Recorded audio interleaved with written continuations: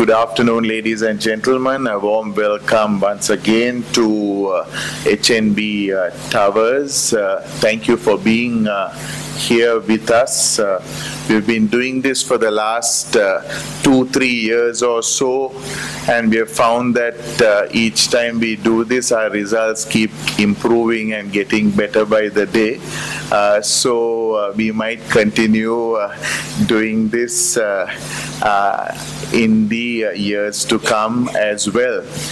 Just in terms of, before I get into, ladies and gentlemen, into the results of 2016, I would also like to highlight a very important activity that took place in 2016 for HNB, and that was we took a little time off in the middle of the year to deliberate as to where do we want to go, where do we want to be into 2020, which we coined our Vision 2020.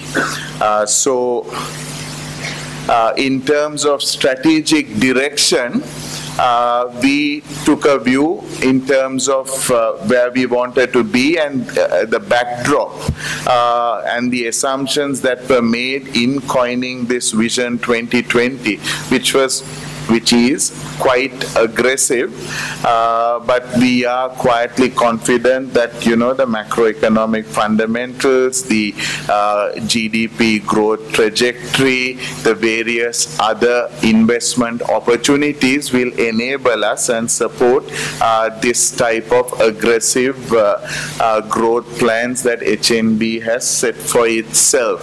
So assumptions, GDP would continue at 5-6%. Hopefully in 19 and 20 would reach a 7-8%. It will be fueled by against a relatively lower base compared to the Chinas and Indias of today who are hitting those numbers, fueled by a better taxation structure, more inclusive, a wider net, so that the same individuals don't keep getting hit for tax, a more reasonable tax structure for corporates, in particular for banks, fully recognizing that you shouldn't be, shaving too much of the capital of banks, on the understanding that there is no better institution that can leverage capital than a bank, because if you take money off capital and then put it in somewhere, they could only use that money, and how well you can use that money is then, I think history track record proves that, whereas, a bank leverages it a minimum of 10 times and it augments economic activity, and you try to tax that part of it, through the enhanced economic activity that takes place. So also assumptions that it would be, export-led economy. There would be huge focus on nurturing, growing, promoting export-led businesses. Complementing that would be hospitality, tourism, the IT, KPO, BPO industry, continue to look after our migrant workers and bring in the foreign trade into the country, a little more controlled import environment, particularly on the luxury goods. Make sure that the taxation structure is appropriate so that you absorb any depreciation in the rupee through these enhanced rupees that you recover through increased tax structures, customs duties, etc. Continue to support infrastructure, continue to support education, health, continue to do a little more than lip service in terms of women's youth entrepreneurship, empowerment, gear those companies that are ready to support this kind of investment, this type of focus. create SME networks, confidence building in addition to the usual what you hear in terms of financial inclusion, financial literacy, etc. Strengthen microfinance sectors, the regulatory framework, and make it a really meaningful industry sector that creates opportunities for all, and a vehicle, an avenue in which the economic prosperity can be then broad-based and then taken to the rural in a more meaningful manner. And finally, also there were assumptions that, those in responsible positions will get their funding act in place, will know the right levels to borrow at the right rates, focus on FDI, refinancing plans to be in place, and those that are financed are then employed in the correct investments. So to do that, then there was also an assumption that, you and I need to get together and make sure as we tighten our belts and make sure that we focus all our energies, our resources, and our funds into more profitable and into more investment-driven areas, that we would also minimize unnecessary expenditure, wasteful expenditure, and manage. So KPIs are not there only for the private sector, and for, some of us, KPIs to achieve, tighter cost budgets, more discipline in cost management exists for all of us going forward. So, ladies and gentlemen, in that background, we developed a Vision 2020, which for the first time, you all would have been used to over the last couple of years, the 7 pillars. Here we have got into cross-functional teams for the first time in HNB's history. And these verticals are paramount to achieve our Vision 2020. I'm not going to go through every one of them except to say that, each of these have got a chairperson, chairman appointed with very tight, very important initiatives to execute, and the execution of the initiatives within each of these CFTs will enable us achieve our vision. For example, at the overall level, we view competitive, sustainable market share growth as important for us to continue to sustain profitability going forward. And for that, we see the importance of growing a balance sheet by growing our CASA. We don't see an FD-led model as being the ideal thing, though currently there are lots of FDs coming in and CASA is under threat. So many initiatives there within corporate banking, SME, and the personal banking segments in order to drive CASA. It will be nice to take. It was a difficult year for both for the banking industry, but we hope that our initiatives would be successful in the year 2017. Again, you have seen a tremendous improvement in our asset quality over the last 3-4 years. Asset quality has improved by more than 200 basis points. Not so long ago, we were touching almost 4%. Today, we are at 1.8%, and gives us confidence to aim for a percentage under 1 in the next 3 to 4 years, if not before. So what drives this NPA ratio down? Obviously, one would be the balance sheet growth itself, being the denominator growing at 18 to 20%. The numerator, we have done lots of work on it. And what are the areas we have worked on it? Firstly, improving underwriting screens, having the right quality executives in the front line writing credits, making sure there is continuous training, continuous skill building in the front line, supported by proactive risk management at the center and recovery management at the center and at the regions as well.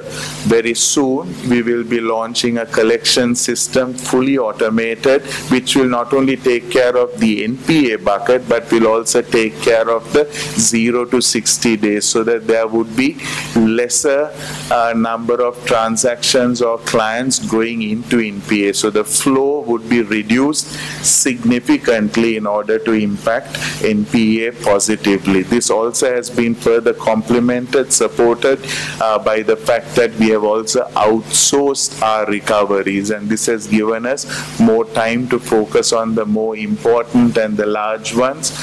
So the smaller transactions, which have been a bit of a bane and can, take a lot of time, we have outsourced. So those guys go with the guns and the batons and, try to collect. I'm kidding, they don't do that, right? So they go very decently, try to collect the monies, which we find very difficult sometimes at those low value items. So that itself gets us thinking, do we need to be doing too much of these low value transactions? Maybe not, but for sure yes, when we talk of addressing the microfinance sector in a very structured manner. So an area, ladies and gentlemen, where you could expect a lot of improvement and in HNB is the further improvement of the asset quality and driving the NPA ratios down, and this behavior of all our staff and the mindset change has led to record levels in terms of provision cover at 81.5%, never seen it before. Impairments at an all-time low. Credit costs are, absolutely nominal to say the least. We are a bank that is comfortable at about 50 basis points, 50 cents. We probably had a very unusual year because we net off the recoveries as well, so it comes to 3 or 4 cents. But even if we project a 20-30 cents, we are quite comfortable with the projections that we have made. A new vertical for some of you, the customer experience and the brand audit. We employed Ms. Vindhya Vijay Gunawardana as our customer experience officer to come and just turn customer service on its head here. And our expectations are very high. Here again, you will see a lot of system development. The importance here is you will see a seamless service proposition across our brick and mortar teller counters, account opening counters, to our e-channels, be it internet, mobile, ATMs, and the various Digi branches, Digi zones, which we have commenced opening in the last 2-3 months. We started off with Kolpiti. We will continue to do 5-10 of these during the course of 2017 to support this Vision 2020.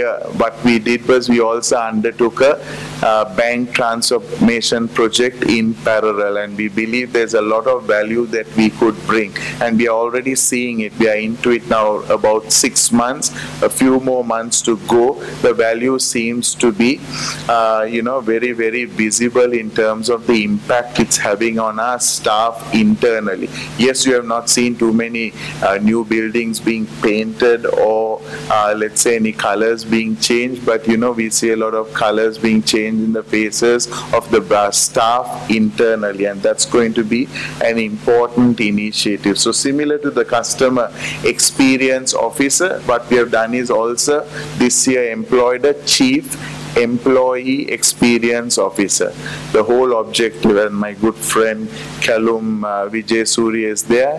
He is the chief employee experience officer, and his job is to just make this a really lively place. Obviously, it's my objective as well, but having a little support to achieve this is very useful. So we have been driving the numbers. We have proved to everybody that we can do that. Now we really want to take our entire 4,000 with us and move forward in driving this happiness culture, happy organization, happy people, happy clients, and that's what we want to do. Hopefully in the next 18 months or so, you will see Kalum's designation being changed to Chief Happiness Officer.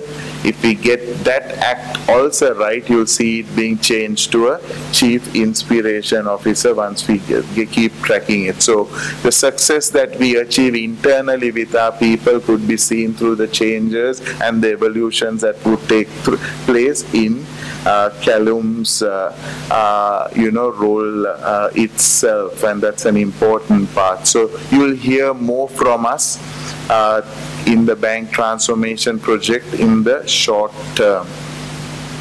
A very important cross-functional team, the digital banking. This is in order to be the future-ready bank in Sri Lanka. Clearly, to be the leader in digital banking in Sri Lanka. We have seen lots of banks in this space doing a lot of good work, and we appreciate that. That's because this is the future and all banks should be involved in doing this. Having said that, it's an area that we will not compromise. So for us, digital banking means a lot. It's not limited to having the best channels with the the best online time, with the best service support structure, best e-products to sell, a great middle office in terms of process automation instead of long-winded documentation and too many people involved in the process, and an equally important and efficient back-end system which is secure, with the right infrastructure, with the right security, with the right amount of capacity built in order to again store all our data and then pull out adequate information to do all our analytics and produce the required MI. An important space, again, I would think HNB is leading in this front because we are the first to employ a chief digital officer in the banking industry. Siddharth Vijayaratna, after having spent 5-6 years as the bank's chief information officer, has now progressed and moved on to take on the CDO role. So all these are new roles: the client experience, the chief employee experience officer, and the CDO roles in order to drive these areas, and we hope to create significant impact in our digital banking journey for our customers and for our staff. Another huge success area for HNB has been its lean management vertical. We have seen an improvement of over 10% in our cost-income ratio over the last 3-4 years. From about 52%, it's down to 42.5%. Obviously, the increase in top line has helped, but similarly, we have been quite aggressive in driving costs down. And our main focus here is some of these costs which are not, optimal for us in terms of general expenses, etc. We have done a lot of good work in terms of target operating models for branches, regions, head office. We move into paperless. All our approvals take place on let's say our iPads. We generate very little paper. I just returned from one office in the morning. I will not mention the name, but I was so happy that I shouldn't say I was happy. Right, that CEO's table was just full of paper, beautifully arranged. There were about 20 different stacks. Right, thankfully, if you go to my office, you wouldn't see one paper on my table. Doesn't mean we don't have work. There's a lot, but it's in that iPad there, which is something if we can get rid of, there'll be less work to do. But a lot of work being done in lean management. Again, the cost-income ratio is a real reflection. You will see us again doing a lot of interesting things in the space of productivity and efficiency in the banking industry. So I won't go through the rest of it except for operational risk management.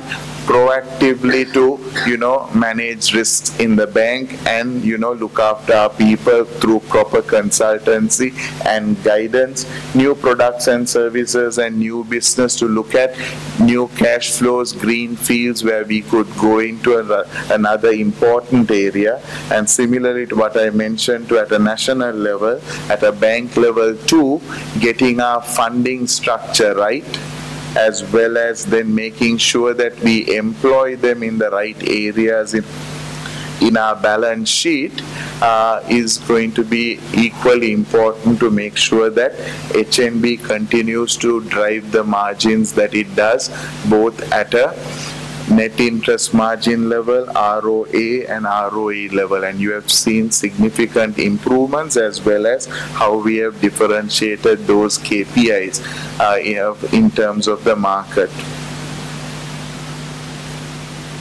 A quick look at the numbers. So again, very happy to report we continue to improve, but for the first time we can say that there is a clear gap between HNB and all the other private commercial banks, and it's not a few hundred million. We have crossed it by more than $1.5 billion in terms of the gap that exists between HNB and the nearest bank in the private sector. So very happy to record the net interest income grew as a function of interest rates growing up and moderate balance sheet growth.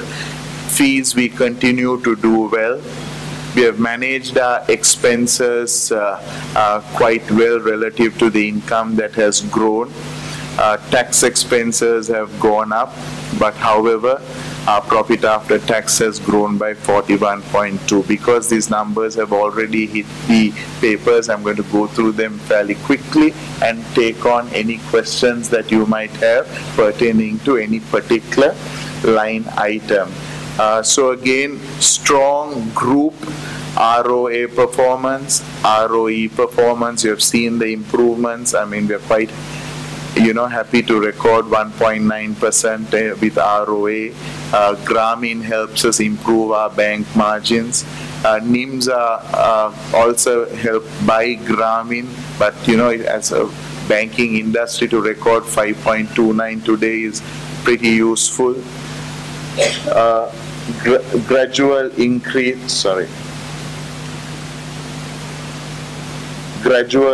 increase in profit before tax, a nice smooth line going upwards. We hope we can sustain that. Summary of group performance: assets touching 900 billion, profit before tax 22, before VAT and BT probably crosses 27 billion. Cost income dropped by 438, Grameen being the most significant outside the bank to contribute. Big contributor to government taxes also, taxes exceeding 11.6 billion. At this stage, still 90% of our profits comes from the bank. We hope that will change in the medium term, that we would be able to, work out at least a 3 to 5 billion in the short term, and then a 5 billion in the medium term in terms of group support. That would really help propel group numbers. But bank numbers equally impressive, if not probably more impressive, in net interest income at 30%. Fees have grown, profit before tax 34%, and profit after tax again 35%, the highest numbers that we have recorded. Again, the graphs are very clear in terms of where we have managed to make our net interest margin, good repricing of the loan in book, strong CASA base, reasonable advanced growth, and then the short duration of our government securities helps us in a rising interest rate environment to be able to rebook our bonds and probably get more attractive rates on the LAR portfolio, our liquid asset portfolio, by doing a little more on the bond side as rates pick up.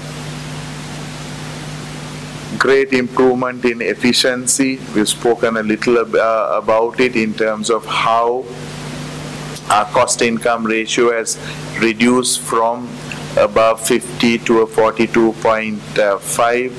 How our profit per staff and profit per branch, which was lagging the industry leader previously, has now gone significantly beyond in terms of and providing leadership here. Asset quality, we spoke of the improvement in provision cover, the reduction in the NPA ratio, the reduction in the absolute value in the NPA ratio, all of which we have spoken of, and I gave you some of the key initiatives in terms of skill development, underwriting skills, recovery and risk management, outsourcing, a new collection system, all contributing towards reducing this ratio. Again, the ROA is impressive at 1.8, ROA even more impressive at almost a 20%, which is a really good ratio to and which is within our KPIs that we have set in.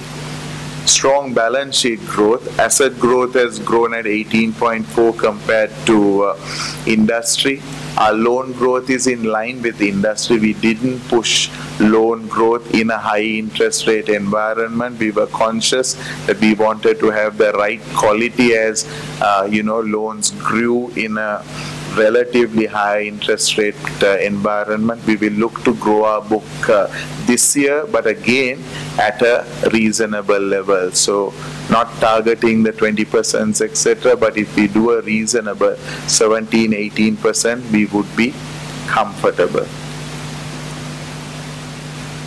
Deposits, I've said CASA being the most important vertical, achieving success through corporate banking, through retail banking, SME, driving CASA will give us a lot of a cushion in terms of driving the asset book and driving it at healthy margins, and this is what we hope to do in terms of when we say sustainable, competitive balance sheet and profitability growth. This is what we mean. I mean, what is great about this performance is it was just not one part of the bank doing well.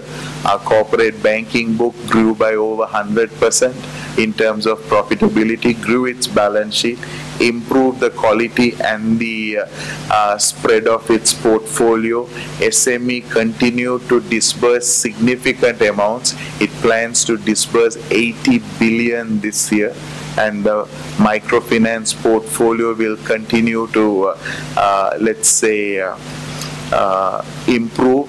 The NPA reduction or the ratio reduction is not only a function of the growth in the balance sheet. I assure you there is phenomenal work being done by the same agri officers and the Gamipubudu officers who go out and make the same effort to try and recover. This we see as really healthy, both in terms of the bank's portfolio, also the fact that Grameen continues to run a very low NPA ratio in its portfolio, whilst we have seen a pickup in the rest of the industry's NPA portfolio, and that's an area that we need to watch because of some of the multi-financing that takes place in that industry if not properly regulated. So corporate banking did exceptionally well. SME had a really good year. Retail banking grew, not at the same pace as when those cars were, cheaper than cakes and there was no custom duty and interest rates of 6% in 2015, but it still grew. Where we are focusing, ladies and gentlemen, this year is not necessarily cars, not necessarily leasing, but there will be huge focus for us to drive housing loans. There will be focus to drive personal installment loans, but more structured personal installment loans in doing education loans and personal loans for a specific purpose. Education loans is a fund area, so there will be a lot of focus for us to go into all these academic organizations and see how we can support these degree programs, etc. I didn't mention it while talking about CASA, but because I spoke of educational loans, I must, mention the importance that we place on driving school balances, on driving minor deposits, on getting them involved, getting investment plans into place. So this will be an important area. 2016, in a year when most banks didn't grow their CASA book, in a year where we grew a little more than the others, our minor deposits did exceptionally well. On some of the promotions, we actually hit record numbers. We will continue to do that this year. We seem to have got a model that works beautifully for us. We will continue to leverage that and will continue to innovate as well. The DuPont makes interesting and good reading for HNB. Again, you will see across every line item there are improvements both at bank as well as group, whether it's net interest income, the provisions, operating costs, ROAs, ROEs have all shown good improvements, which augurs well for the future if we continue the trends that we are seeing. A quick comparison of HNB's performance versus the industry highlights that on all KPIs which are of importance to the industry, we are doing better than the industry. The exception being loan advances growth, where we are almost on par, doesn't concern us too much on the basis that for that 0.4, you see the difference in the asset growth, which is about further 6% higher. But in terms of profit growth, ROA, ROE, cost income, the NPA ratio, capital, in all areas, you will see significant difference in the HNB KPI as opposed to or in comparison with the industry. We continue to provide returns to our shareholders. We continue to pay dividends, maybe some part of it in scrip, not all of it in cash, so the preference would be cash. We maintained our dividend of 850 this year as well. Our share price does relatively better than the market. We would like to see it go up further. We would like to see the market pick up as well and make our share market a little more interesting and exciting compared to markets that are nearby. But HNB continues to be an important share in this market. We continue to win our Asian Bank Awards, SME Awards, Marketing Awards, HR Awards, Corporate Governance Awards, Annual Report Awards, National Productivity Awards. So the good thing about HNB is, we tend to win in all areas. So it's not just one area that is working for us. It's not just one business that is working for us. The team has grown over the last 3 years today to be a very strong team, a team that, can stand up to any. So the verticals are strong. The vertical heads are very strong and they are industry leaders, and they are in the process of developing succession, developing the second and third tier to also start aspiring to achieve greater things and also to keep the momentum in terms of what HNB has built over the last 2-3 years. So that's been our strength, the strong team. It's a relatively younger team than what you would have been used to 4-5 years back, but it's certainly a stronger team that can take on the competition, that is innovative, that has a lot of new ideas, that has a lot of new energy in order to take provide a great response, great service and a business proposition to our clients, and thereby enhance HNB returns. I'd like to stop there at this particular moment, and then maybe Rajiv, you will facilitate a Q&A where we can address any questions or any areas that I might not have covered. So feel free to ask any questions that you want.